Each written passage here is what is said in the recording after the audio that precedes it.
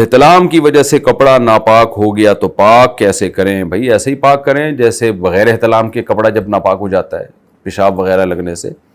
تو طریقہ یہ ہے کہ جب نائٹ فال ہوا، احتلام ہوا، آپ صبح اٹھے، آپ نے اپنے پینٹ پہ یا شلوار پہ کوئی گندگی دیکھی تو آپ واش روم میں لے جا کے صرف اتنا حصہ دھو لیں جہاں جہاں گندگی نظر آ رہی ہے آپ کو.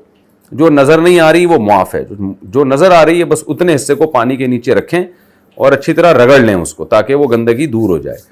اور پھر اس کو اچھی طرح نلکے کے نیچے 3 دفعہ دھونا بھی ضروری نہیں ہے، بس نلکے کے نیچے رکھا، پانی بہ رہا ہے اور آپ نے اس کو اچھی طرح رگڑ لیا. صابن لگانا بھی ضروری نہیں ہے، اچھی طرح رگڑ کے آپ نے اس کو نچوڑ لیا تو بس کپڑا پاک ہو گیا. صابن لگا لیں گے تو ذرا اور جلدی صاف ستھرا ہو جائے گا. پھر وہم نہ کریں کہ پتہ نہیں شاید یہاں بھی لگ گئی ہو، شاید یہاں بھی لگ گئی ہو. تو وہمیوں کا کوئی علاج نہیں ہے. شریعت نے طہارت کے احکام میں ہمیں آسانی دی ہے کہ جہاں آپ کو نظر آ رہا ہے بس وہ جگہ دھو لیں، باقی کی آپ فکر نہ کریں، وہ معاف ہے.